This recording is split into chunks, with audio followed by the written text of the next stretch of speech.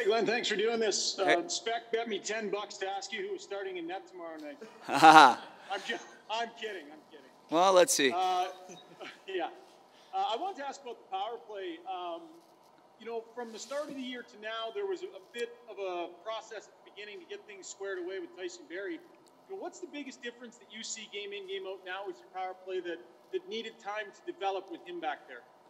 Yeah, just really honestly, some of the nuances of the power play. I mean, obviously we have great players, but there are some things that we try to cue on. And just getting Tyson up to speed there. I thought we were a little methodical in the beginning. We were still creating a ton of chances, but I thought we were a little methodical in the beginning. And now we're a little smoother. We're moving the puck a little bit quicker. And, we found a little bit of a rhythm. And, power plays are like anything else. You need confidence. We weren't scoring early, so that it dug us in a little bit. But the last few games, we've, of the last 3 or 4 games here, our power plays put us in a real good spot. You mentioned confidence, and I know Tyson Barrie's been in the league a long time, so we shouldn't lack for it. But did you notice when things started to go well for him that injection of confidence just seemed to help bring him alive? Like he seemed to really need that? Yeah, I think there was a little bit of an adjustment period for him. I noticed, I'm queuing in on the same thing that you are, is that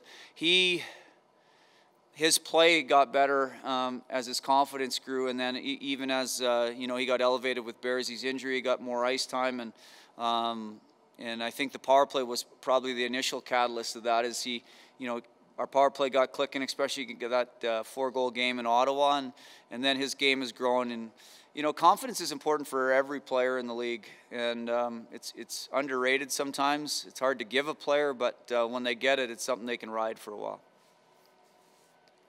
Mark Spector, Sportsnet. So did we, Glenn, did we not give Oscar Klefbom enough credit? Everyone just figured he stood back there and distributed and ran the best power play in 40 years. He was more important to that power play than we thought, perhaps.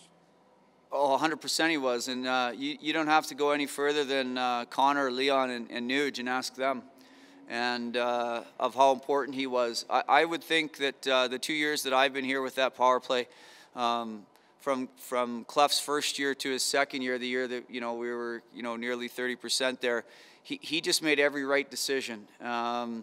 A lot of this power play is about putting the puck in places and getting it to the right people at the right time. Not just passing it to Connor or Leon or something to that nature, but putting them in spots where they can succeed. And you look back on last year, and we've talked about this as a group. He just did such a good job decision making, giving the right person the puck at the right time, and there's a skill to that. So Tyson now has come in, and he's gotten more used to the dynamics, and he's picked up. But Clef certainly deserves a ton of credit.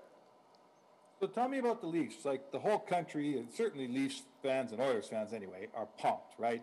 It's not just a series against the first place team, Glenn. It's a series against the first place Toronto Maple Leafs. Like that's a whole new ball game from a media fan perspective.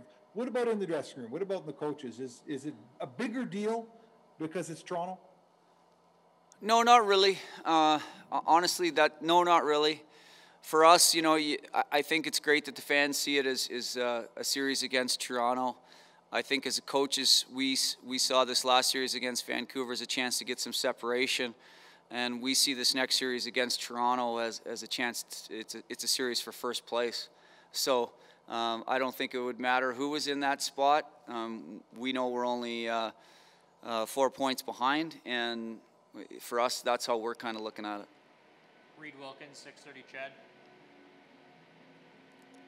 Hi, Glenn. Hey. I wondered what goes into the decision whether Darnell or Tyson is going to start up top on a power play. We've seen Darnell getting a little more action there recently.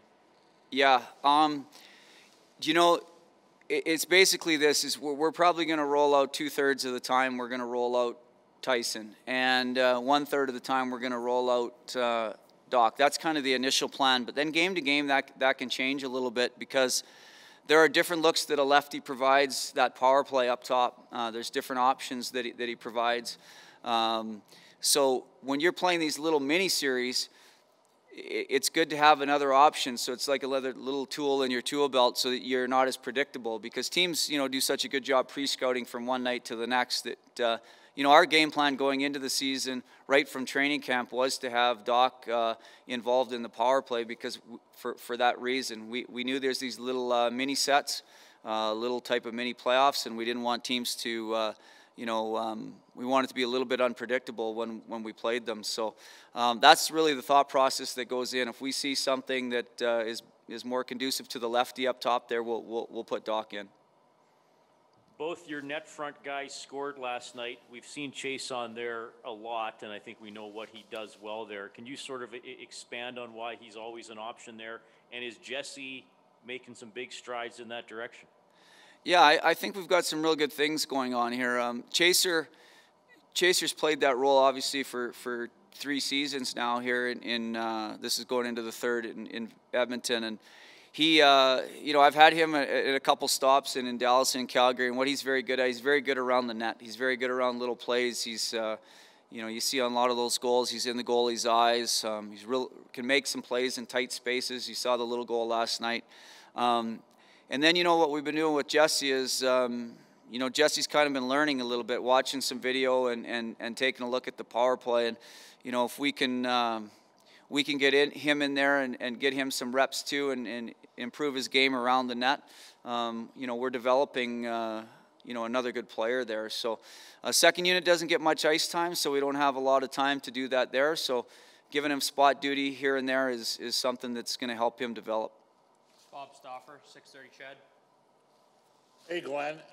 Both you and Dave have history as head coaches with Mike Smith. The question I have for you is, can you perhaps extrapolate a bit on, can a goaltender lead? And does he lead for your group, especially given that he's, an older, more mature guy? Yeah, I think especially with our group here in the locker room, having Smitty here, he can lead. There's no question. He's got a real passion for the game. He's a real competitor, and that comes out, and you can see it the way he plays goal. It's the same in the locker room. But more than that, Smitty's a real well-liked guy. He's a good guy in the locker room. He's a good teammate. So when you're at his age, you played as long as you did, had the success he's had. Remember, he was, one of Team Canada's goaltenders. So he does garner a lot of respect, and it's not just his years in the league, but also the type of person he is. Thanks, Glenn. Jim Matheson, Post Media. Glenn, is this make it usually when there's a team, in the regular NHL season, not a COVID season, there's a team in the East that's playing well and a team in the West, and they come in and they play one game and that's hyped up. Does the 3-game series more determine, okay, which you 2 teams is the best? Yeah, I think it tells you more, right? It tells you more. There's no one-offs. Anything can happen in some given night. You get a bounce, or especially teams go one way or the other, or goaltending goes one way or the other. But when you play 3 or 4 or 5 in 10 nights against the same team, it tells you a little bit more about how they stack up against each other. So I think we'll see some things here. For me, just having played Toronto already, it's real close. They're a really good hockey club. They've got some weapons there. They've got great players. They've got everything ingredient that you'd want. But we're a good hockey club too. So this set's probably going to tell you a little bit about how we stack up.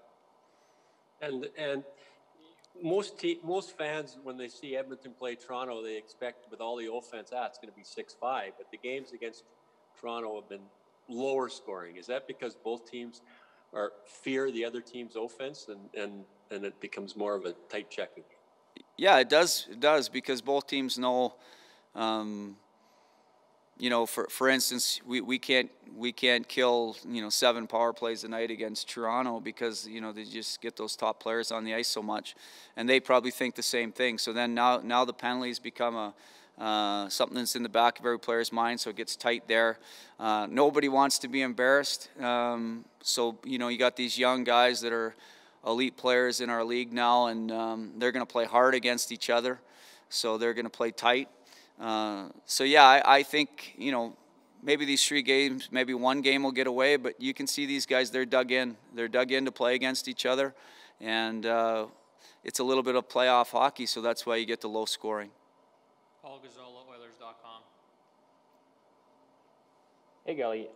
Dave said yesterday that it's the players right now that are driving the communication on the bench. I know you've been a player coach in your past. From that perspective, what does that say about the group? Yeah, for me, it's the group's moved ahead. When you got the players that are on the forefront of driving things is really a function of a high functioning team. So I think we're crossing the line or getting out of the so-called pit there to a high functioning group of athletes or a high functioning team where the players are driving the bus and the coaches are watching the gauges and keeping them on track. So whenever you get that, you're going to see some good runs from a hockey club, and our leadership has done that. We've already mentioned Mike Smith, but Connor and Leon, and just their thought process of all of our players now. It's getting infectious, and they are driving it. So it's a special time to be a coach here because they're an easy group to coach, and they're driving their own bus, and you're getting wins from it. Last question, Jim Matheson. Just I have to ask you some just player situations. Did James Neal skate? Yeah, Neeler skated today, and he looked good out there. Okay, and Turris, what's his situation? Yeah, Terry skated too, and you guys also saw the little bang up there with Tur. He skated too. He looked good today. We'll have to see what comes back from our medical staff, but they all skated today. Thank you. Thank you. This concludes today's media availability.